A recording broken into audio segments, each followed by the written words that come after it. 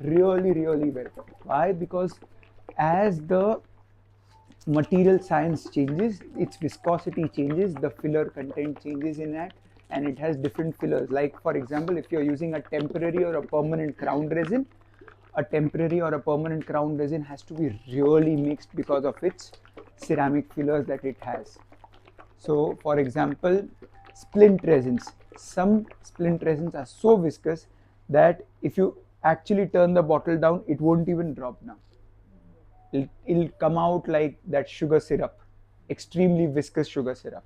So those resins sometimes require some amount of preheating, and then it attains that liquidy flowy state at about 30-40 degrees or something like that, and then you can pour it into your vat.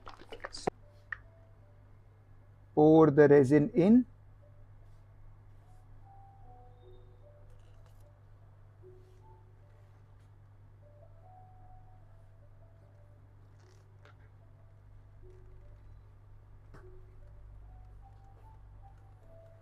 The key to good 3D printing is making sure that you don't leave a mess or residue anywhere. Okay, so make sure that the resin does not keep dripping anywhere. So when either you or your staff, when they are pouring, they pour it very neatly so that there is no drop of resin, because just below this is your screen, is your LCD screen. If your resin is going to enter the LCD screen and it's going to get cured, that part of your display is going to get spoiled. No need to then stir it, all right, because you have mixed it. It's a good practice that if you have really stirred the resin or mixed it well, you let it settle for 5 or 10 minutes and then you pour the resin into the vat.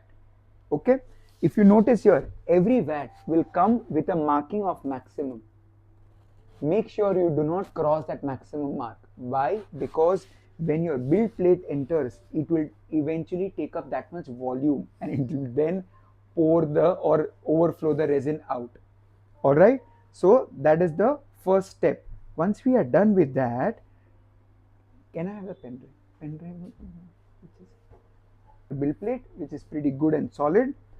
The vat are screwed in properly. Then you take the pen drive in which you have sliced and saved your 3D printed files. There is a tab called 3D print. You tap on it and this is the file that we had sliced yesterday. Okay, one good part about these printers is that whenever you have put a new file, it will automatically show you that one first. So you will never have to worry, all the files that the printer has not printed are the ones that will generally come first, and not in an alphabetical order where you will have to scroll a lot or something like that. The file that is not printed or the file that is just added will always appear first. Okay, so we select this and we hit go. Is there a way to see all the files together?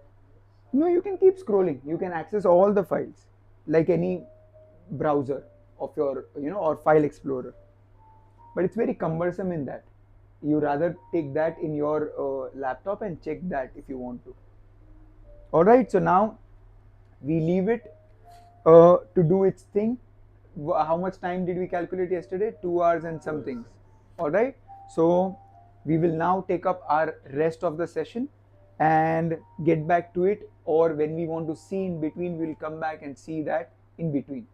Then once the printing is done, we'll take up the demonstration for how to handle the printed prints and then how to post process it completely till the time it's ready to be used in the patient's mouth. All right, perfect. Now see, it's immersed completely. So if you add more resin, it's going to come out. Then we will take up the